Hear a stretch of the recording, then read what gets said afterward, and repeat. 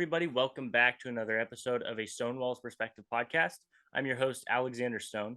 I'm on a mission to spread the light of the gospel into every aspect of life. And yes, I did say every. Matthew 18, verse 6, it says, "But whoever causes one of these little ones who believe in me to stumble, it would be better for him to have a heavy millstone hung around his neck and to be drowned in the depth of the sea." What we have seen in the public education system is a very serious offense in which teachers are very, very clearly indoctrinating their students into evil things. One of the verses that I say multiple times on my show is Isaiah 5:20. Woe unto you who call evil good and good evil, who put darkness for light and light for darkness, who put bitter for sweet and sweet for bitter. That is exactly what we see in the public school system and in public education. In this episode, we have another very special guest with us today. She is a mama bear who just Mm. decided to look into what was going on in the public school system, and she decided to write a book after discovering what she had found about the public school system. Please welcome my friend Kristin Grubbs. How are you doing today, Kristin? I'm doing great. Thank you, Alex, for having me on. Yes, of course. Thank you so much for coming on. One of the things that you've done in your book, The Deep End of Public Education, the primary thing that you do is expose the things that go on in the public education system. I was blessed to not have to go to a public school, but I do know many people who have gone to public schools and who have graduated and continue to go to public schools, and they see things every day that are not right. We see things that are not biblical, that are unrighteous. So talk to us about your book, The Deep End of Public Education, why you wrote the book, and what you talk about in your book.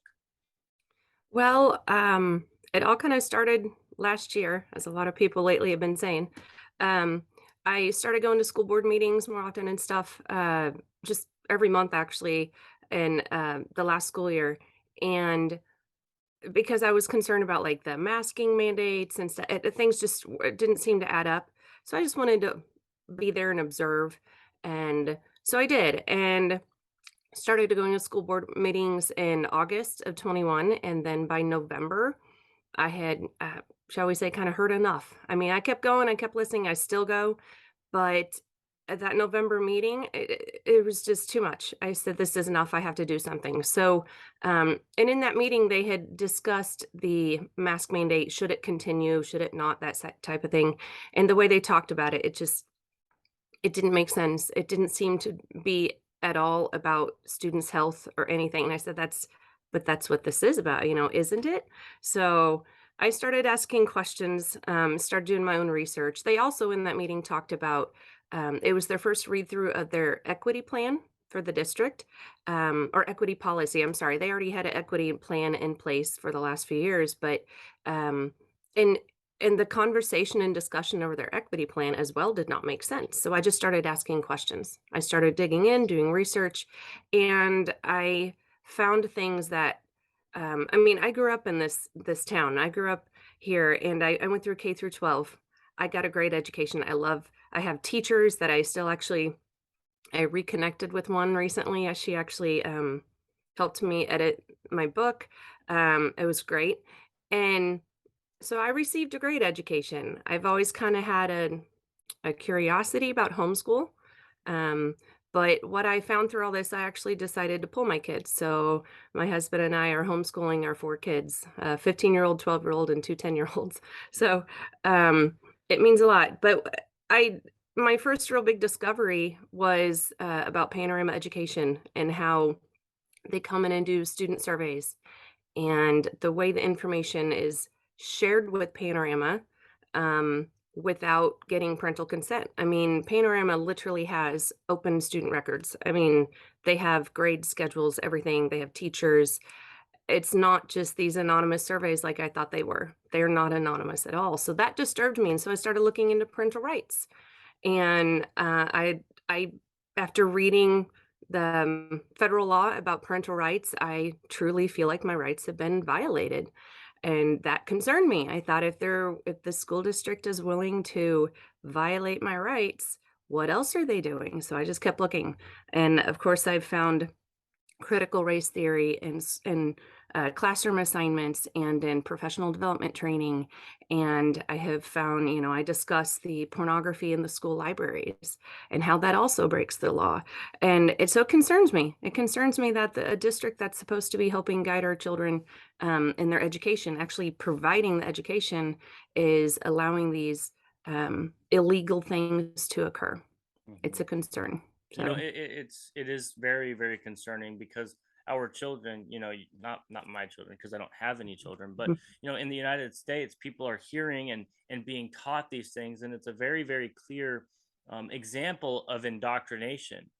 yes. And when schools are indoctrinating children with these types of things, like you said, critical race theory with pornography in Mhm, the school libraries, that's very, very evil. One of the sources that I use quite frequently on my podcast, Socialism Under the Microscope, by my friend Dr. Rodney Howard Brown, and on page 93, it talks about new tactics that communists, socialists, the liberal party are using to try and indoctrinate children. And his mhm, third point is the teaching of sexual deviance to children.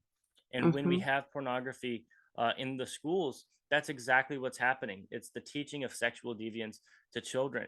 Children shouldn't be taught these kinds of things.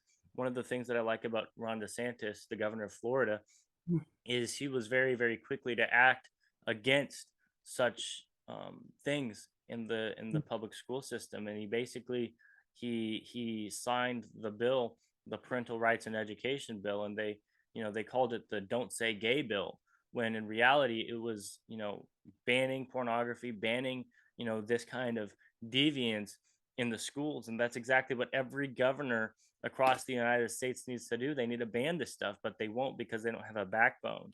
And mm, it's people like you, Kristen, who are very important in this movement because you kind of start to research something, and you go down a rabbit hole and you discover so much about what is going on in this system, and it needs to be exposed. And you've done a phenomenal job at exposing it in your book, and you also have a podcast, The Deep End of mhm, Public Education, as well. And so I recommend this book to really everyone who is listening to this, everyone who has their children in public school, and even not in public school as well, because mhm. what the children are hearing, they're going to grow up and live exactly how they have been taught in the public schools, and that's a problem. The public schools should be teaching things like math and English and grammar and these kinds of things. But when we're not doing that, I don't know.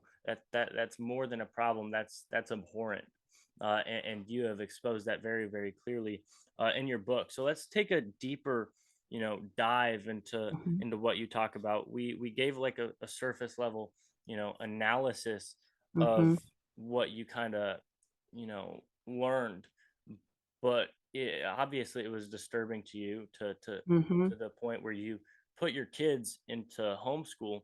But what were some of the very like really nitty gritty kinds of things that you learned when taking this deep dive into what public schools are actually teaching? Well, the first thing that really piqued my interest was the panorama surveys, and that's kind of really what led me into all of this. Um, I'd heard questionable things about what was on the surveys, and of course, the company has ties to Merrick Garland, and that concerned me. I thought there seems to be a little bit of a conflict of interest there when it comes to everything that came about through the National School Board Association and the letter they sent to the president and all that other stuff that happened. But anyway, I digress. Panorama student surveys. The way what I knew to be true was that our district was giving these surveys, right? That I always thought they were anonymous. Nothing ever told me they weren't.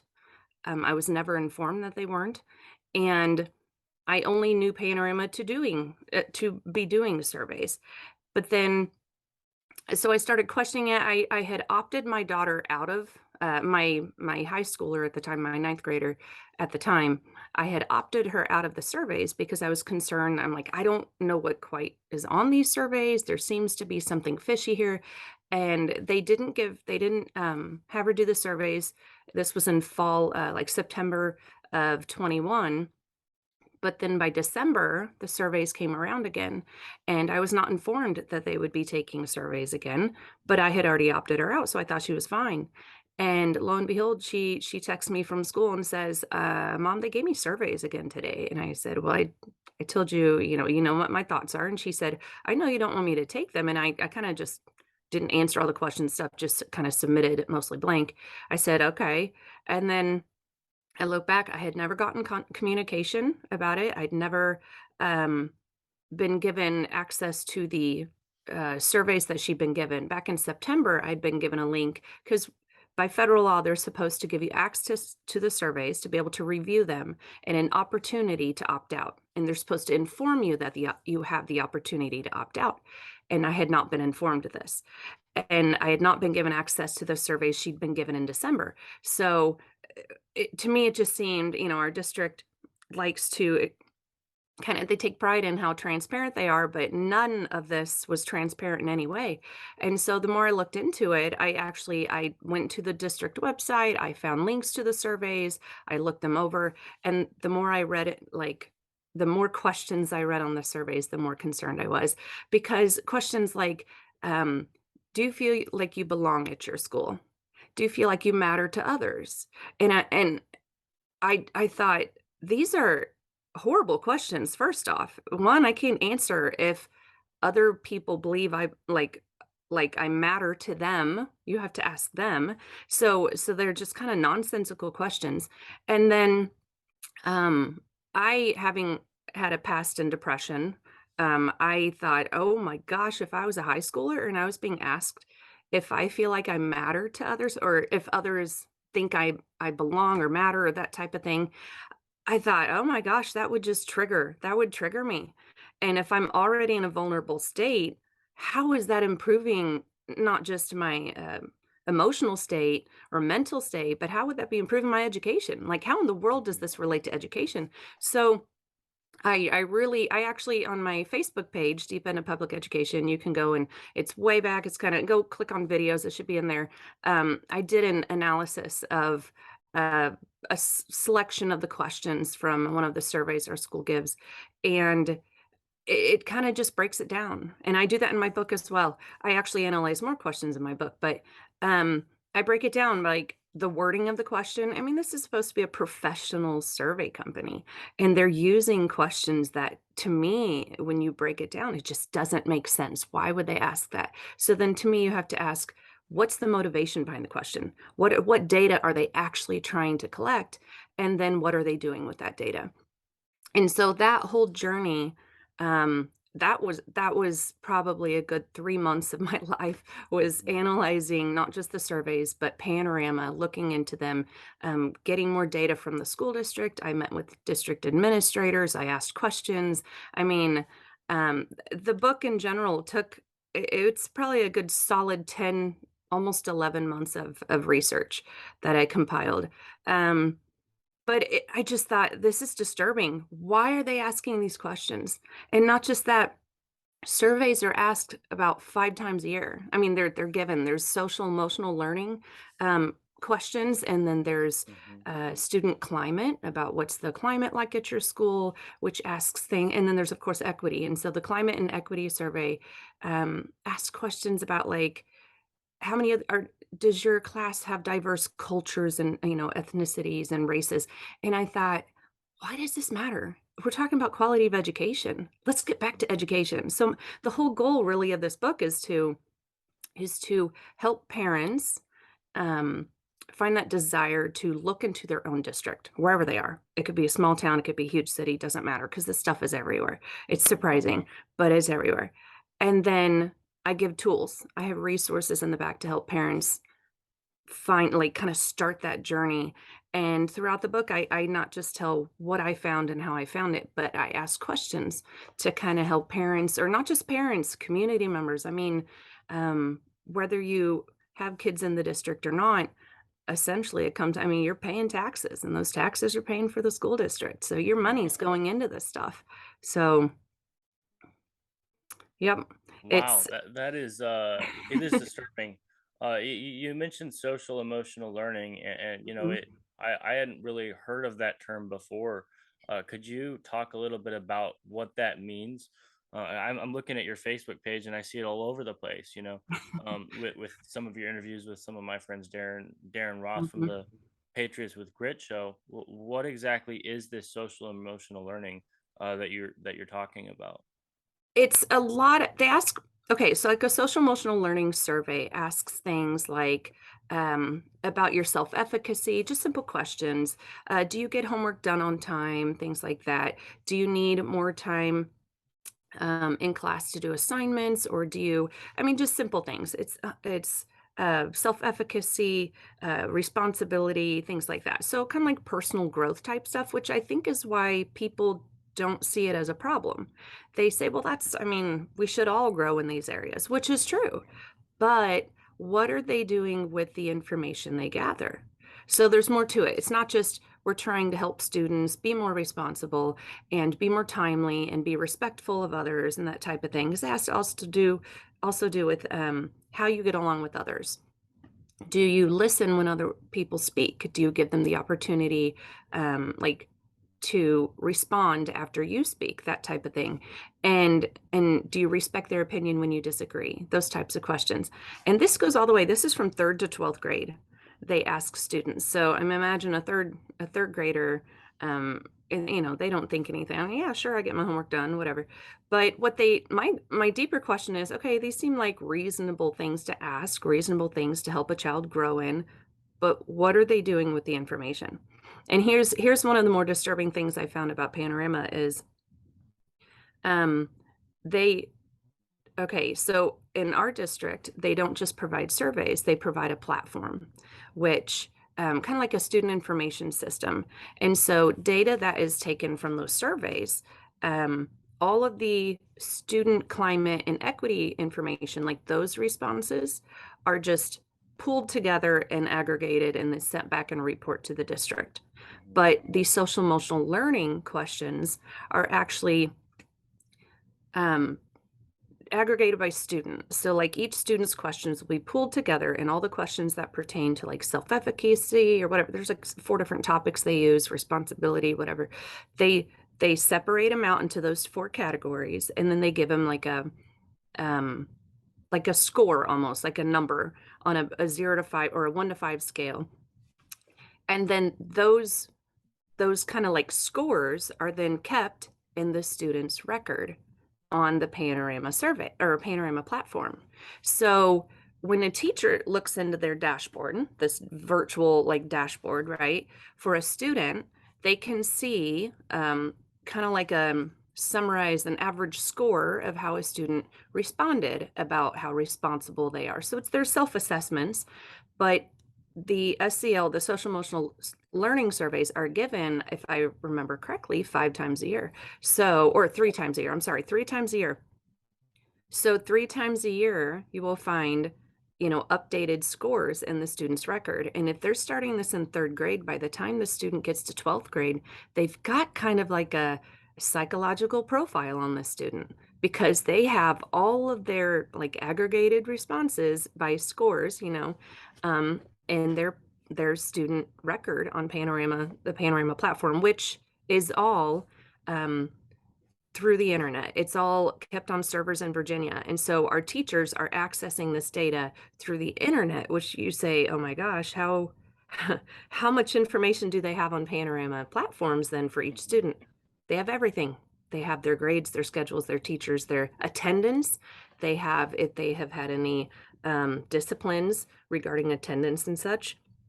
If they're in like a advanced learning or like a gifted class or 504 status, all of that is kept on the Panorama platform and teachers can access that. So, but the social emotional learning part, I mean, they can tell you which students feel weaker in certain areas and which feel stronger. And when it comes to things like Marxism and racism, and yes, I do discuss that in the book because that was something that people said, oh, this is all related to that. So it was all written from the parent from my perspective. I'm a parent and I keep hearing these things. I want to know what these things mean. So I did the research and I was like, surely it's not connected to that. And I found where it connects to Marxism, how it connects, and it's ridiculous. And that's one of the things you mentioned, the communist goals back in 1963. The current as of then communist goals were entered into the congressional record, and I selected 18 of the 45 communist goals that were entered into the congressional record then. 18 of those directly pertain to education or affect education, and I discuss those in my book, and how these changes currently in our schools are pretty much fulfilling those goals of communism. If they're not like fulfilled already, they are almost to fruition. And it's quite disturbing. I had hoped I wouldn't find that information, but I did. I found it, and it's disturbing. And I think parents need to know. They need to understand why, even though social emotional learning sounds really good, like, yeah, we need to do this, we need to ask questions, you have to understand what they're doing with the information and how it is actually helping the Communist Party. No, it certainly is helping the Communist Party, and it's abhorrent. One of the things that I hear people say all the time is, critical race theory isn't really in the schools. Okay, but people like you've taken a deep dive and looked into everything that is going on in the public school system, and you've observed, okay, yeah, this is actually happening in the schools. So can you explain to my audience what exactly they are teaching when it comes to critical race theory in the schools? Yes. Critical race theory essentially is a way of, how should we say, separating. It's hard to explain, but kind of separating the races, and this it's more about separating the oppressor from the oppressed. Hmm. So, in a sense, my research kind of guided me to a gentleman, a man named Paulo Freire, who is a trained Marxist. He wrote the book Pedagogy of the Oppressed and Politics of Education. Pedagogy of the Oppressed came out in 1969, and Politics of Education came out in 1984, 83, 84. He's a Brazilian author, Brazilian teacher. So by the time it made it to it took about a year or two, a few years to get his books to the US in English. But his essentially what he does, and this is the best way I can explain kind of how CRT is working its way into the schools, is he he taught um, peasants. This is his wording: peasants in Brazil. So they didn't have full education, but he would teach them to read.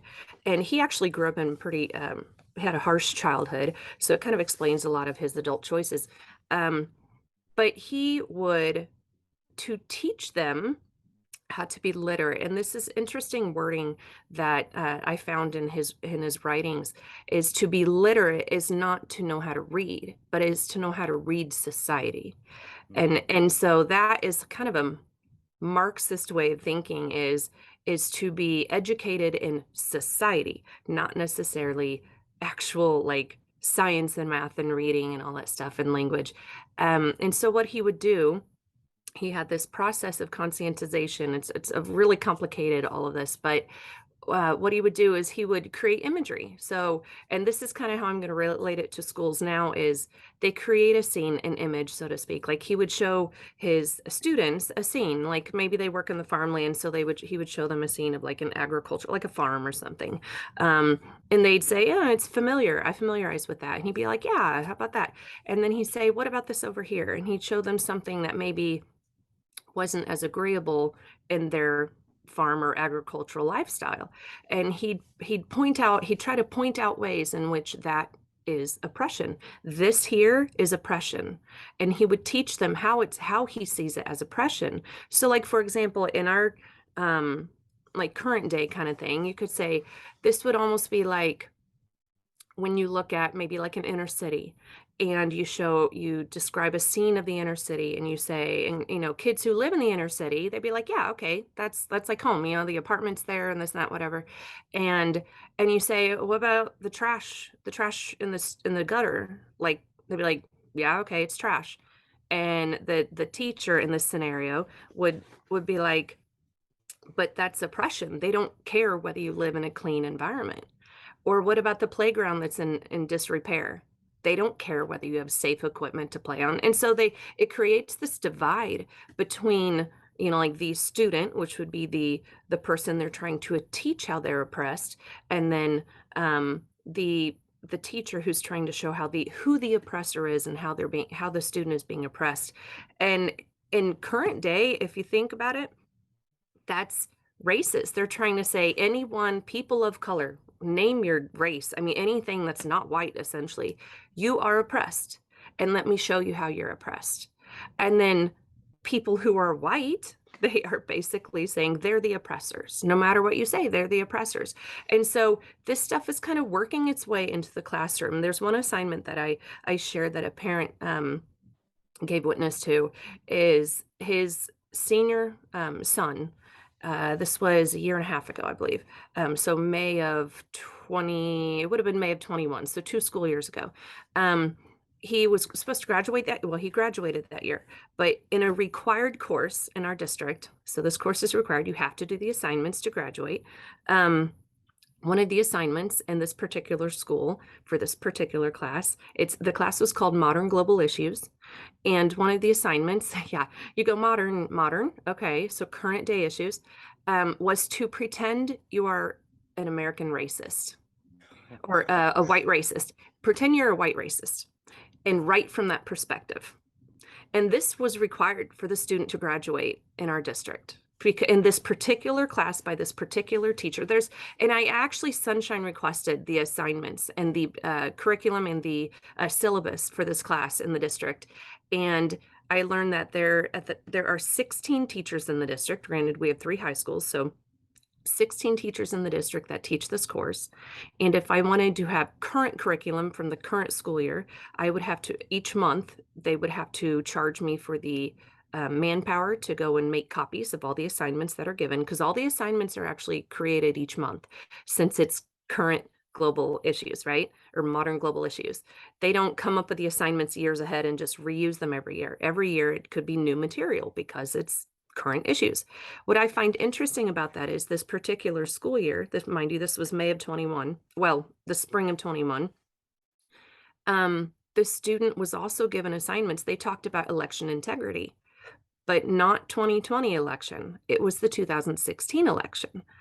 And they talked about Russia and Hillary and how, yeah, so it wasn't as current as you would think. If they were to discuss modern global issues and them being current and created each school year, you would think that they would discuss the 2020 election, because whether you believe in there being fraud or anything going on there, the truth is it's a current discussion. And it should be discussed, right? Whether you believe it or not. And they didn't. They discussed the 2016 election. They discussed how America made choices in war situations all the way back since the 90s, 2000s, whatever, and how we how Marxism and communism essentially had it, I don't want to say right, but like, so it's giving this whole anti-American perspective in this modern global issues course. And yes, I did not get all the curriculum or syllabi from this course, because it would have cost me, I think we figured $743 per month for the entire school year. Or yeah, because I would have had to pay for the manpower. And I don't have the money to go and buy this. This is another way the districts, not just districts, just like school in general, public education. And I know this happens in other states too, how they kind of suppress parents and others from finding out information, is they are allowed to charge us for compiling the information. The manpower it takes to make copies or things like that, they can charge us that by the Sunshine Law that we have in Missouri. But it adds up real quick. I mean, it could cost thousands of dollars just to get stuff that you're like, man, can I just walk up to the school and get a copy from the teacher? Like, and they can charge you differently. So that's just a taste of how CRT is in the classroom. Is they don't teach CRT, but they incorporate the principles in the classroom into assignments. And yeah, so that's kind of like, do we want our white students feeling like all of a sudden they're racist? do we want to be teaching them that they're racist? I mean, I have 4 white kids. I'm a white lady, like, and so I don't want my kids being taught that they're racist. And when I actually had discussions with my kids about this, the more I learned, I've actually been very open with them about it because I want them to understand why we pulled them from the district. I want them to understand because they like being with their friends. And my 10-year-olds were, like, quite disturbed when I told them. I was like, now, granted, at their elementary, I've never had an issue. I've never seen assignments that look this way. But when I tell them, but our district is doing this, our district is teaching things in some classrooms that teaches that you are racist. And even my 10-year-olds were like, but I'm not. I have kids that are all different. And I'm like, I know you do. But and that's the thing is they don't even think about their friends as different. They're just their friends. Mhm. They're like, "What do you mean I'm racist?" I'm like, they're saying that like if you had like you would only want to have relationships with people that are like you or like you think that people of different colors are like lesser than you. And I mean, I'm not kidding. When I have a 10-year-old son who looks at me and is like, but I don't. Like, he looked mad. And I'm like, "Thank you. You are expressing exactly what I would hope you express when someone tells you that, because Right. that's not who you are." Exactly So right. this is why I'm doing what I'm doing. We have to expose it. We No, have to you're get it out. Actually, Mark 4 verse 22, this is my email address. So Mark, the number 4, the word verse, and then 22 at protonmail.com says, "For whatever is hidden is meant to be disclosed, and whatever is concealed is meant to be brought out into the open." And that's kind of what I'm living on right now is if they're trying to hide it, it needs exposed. That's exactly right. We only have a few minutes left in this Sure. episode. So before we go, where can people find your book? Where can people find your podcast? And how can people contact you? Sure. Well, Mark 4 verse 22 at protonmail.com. You can email me if you have questions or anything, or if you have concerns, if you need guidance in your area.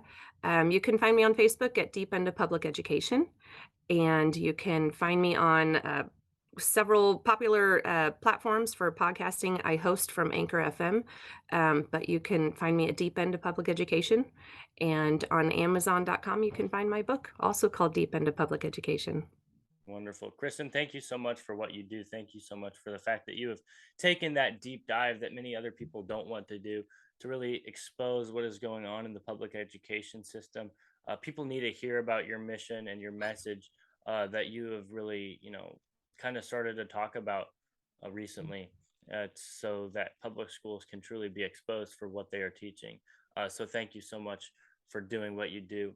Guys, if you go to Thank you. mypillow.com/Stonewall, you can get a discount on your order of up to 66%. Like I said, mypillow.com/Stonewall, you can get a discount of up to 66% off of your order. Thank you all so much for listening. Thank you, Kristen, so much for being on this episode. It's an honor to have you on. God bless you all, and goodbye. Hello, I'm Mike Lindell, and my employees and I want to thank each and every one of you for your support by bringing you the My Pillow that started it all. My Pillow's patented fill adjusts to your exact individual needs regardless of your sleep position. Because it works, we've sold over 70 million My Pillows, and now I'm bringing it to you for the lowest price ever. For example, you get my standard My Pillow now only $19.88 with your promo code. Now's the time to get them for your friends, your family, your neighbors, everyone you know. My Pillows make the best gifts ever. In the times we're in, one thing we all need is getting a great night's sleep. So go to mypillow.com or call that number on your screen now. Use your promo code and you'll get my standard My Pillow for only $19.88. For a more custom fit, my Premium Queen, only $24.98. Or my Premium King, only $29.98. This is a limited time offer, so order now.